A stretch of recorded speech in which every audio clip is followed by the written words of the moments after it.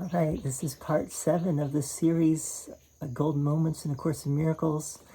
Uh, I'm going to be reading from this book, once again, Simply A Course in Miracles by Alao Alani. That's my pen name. This book is on Amazon if you want to check it out. And on 248 starts this section called Remarkable Course Passages. And the first one that I have, this is one of my favorite passages in the Course, and this was a special message from Jesus to Helen. And I think it was not originally meant to be in this specific place. It's in chapter 4, so it's early on. No, it's chapter 5. Chapter 5, I'll have to check, but I believe chapter 5.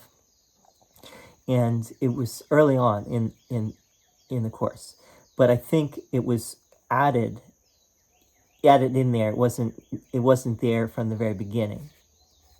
But this is, and when you read it, actually, it's kind of like, this passage is like kind of almost out of the blue, but it does fit where it is, but it's kind of like, wow, this is really, really a cool passage, but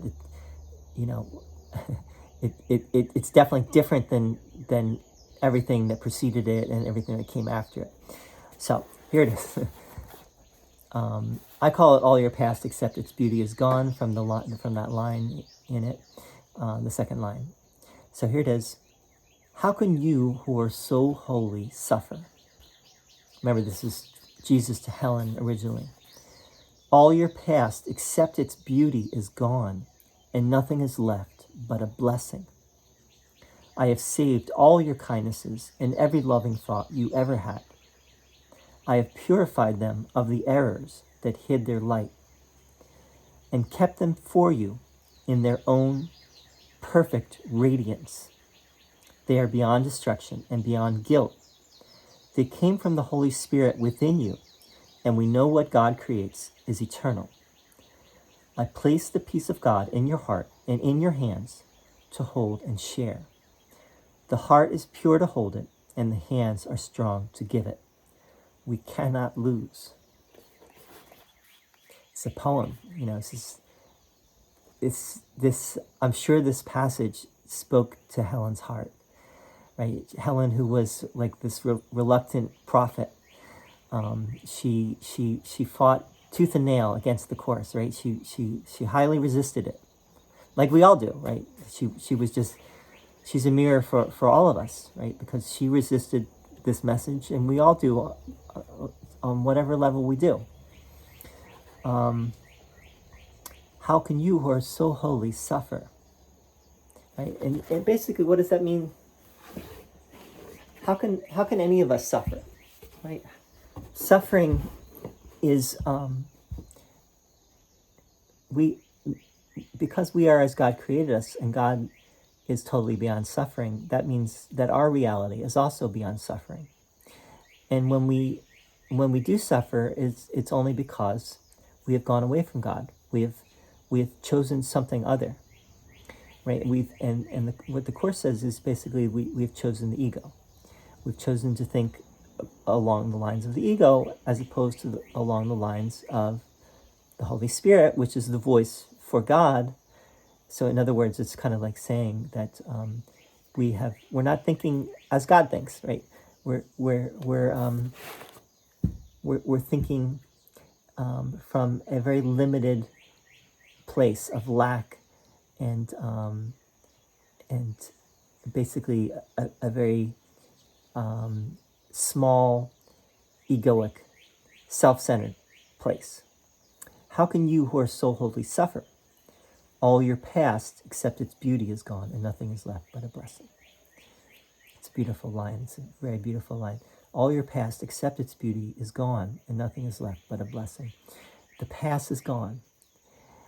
How many of us are weighed down by our past, and we don't think we can live down. We speak in English about living down our past.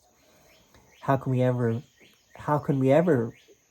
find redemption for things that we've done in the past? How can we ever let go of our past trauma or or guilt over what we've done in the past. How can we ever be free of that, right? We're guilty. We've done terrible things. So we think, right? We've done awful things. We've done, and we've been traumatized. Things have been done to us as well that we cannot let go of, right? We cannot forgive, or we cannot, we have trauma seems to be stuck, right? And we can't get it unstuck. But Jesus is saying it's all gone except the beauty of your past, right? Everything of the past, everything is leading you to the eternal moment, right? Everything. And in the eternal moment, you realize that everything that has ever happened has happened for you, right? Everything that you've ever done was just leading you to the place of awakening. So it was not bad. And you think you might think it was bad. You think you've done bad things, or bad things have been done to you. But no, that was all part of the awakening process that you needed, that was necessary. I have saved all your kindnesses and every loving thought you ever had. That's the only thing that's real, The kindnesses and the love is the only thing that's real, right? That's your true self. Anything else is not real. It did not even happen, right? It did not even happen. I have purified them of the errors that hid their light and kept them for you in their own perfect radiance. So even, this might be a way of saying that even our kindnesses and our loving thoughts may have been a little bit misguided, but the light of love, in this case Jesus, has purified them for us. They are beyond destruction and beyond guilt. They came from the Holy Spirit within you, and we know what God creates is eternal. So whenever we've done a kindness or thought a kind thing or thought a loving thing, that was from the Holy Spirit, right? Anything else is from the ego. And that is, and what is of love is of God, right? Anything else is not of God and is not real, has no real reality. And I mean, basically, the Course and this passage can be summed up as only love is real, right? That's the way I look at it. What is it really saying? Only love is real, right? Nothing else. There's nothing else, right? In reality. Now, where we seem to be, there does seem to be other things, right? Right. But in reality, there's only love. I place the peace of God in your heart and in your hands to hold and share. Right? To hold in your, it's interesting. It doesn't say, it says heart and in your hands. It doesn't say to hold and share, right? To hold in your heart, you hold the peace of God, and with your hands, you share the peace of God. This suggests, that you have a body, right? Jesus is not in the body anymore. Maybe he was once, right? 2,000 years ago. But certainly Helen's inner voice that she was hearing, which she understood to be Jesus, did not have a body, right? He's talking to Helen, but he's really talking to all of us. But he's saying to Helen, I'm putting the peace of God in your heart and in your hands to hold and share, right? You can do this, in other words. The heart is pure to hold it, and the hands are strong to give it. We cannot lose. Don't think that you cannot do this work, right? In other words, don't think that this is impossible for you. It's very possible. In the New Testament, Jesus says, with God all things are possible. We think that to walk this path and be in the light, to walk in the light and be in the light of love, which is the Holy Spirit, is too much to ask of us. But Jesus is saying, no, this is possible, this is doable. I place the peace of God in your heart and in your hands to hold and share. The heart is pure to hold it, and the hands are strong to give it. We cannot lose. I did an album called Heart and Hands based on this passage, and it's on Spotify if you're interested. And the first song is called what is it called?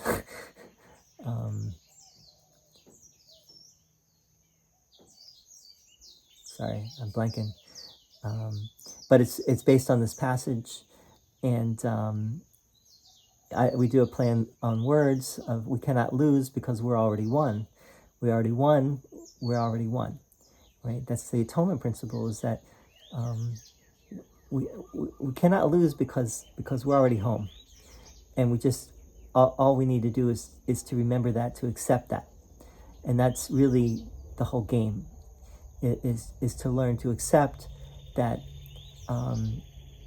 for us there are many problems, there are many things to worry about, there's many things to fear, and in reality, really there's nothing to fear, nothing to worry about. Now, is it possible to live in this world to be free of fear and to be free of worry? I think as you do this practice, as you practice the Course, as you learn the Course, as you engage with the Course, and you take it seriously, and you really go with it, you will see that your fears dissolve or dissipate more and more, and that you find yourself more and more in that place of loving presence, free of suffering, free of guilt, free of fear. So anyway, I hope this is helpful. All your past except its beauty is gone. I'll put it in the description, and love to hear your thoughts, your comments, anything you want to share about it. See if I can remember the name of that song. Anyway, it's the first song on the album. It's funny that I'm forgetting the name of it. Anyway, thanks for tuning in. See you very soon. Gonna keep these coming, the golden moments. So see you at the next golden moment. Keep shining. Bye. Stay golden.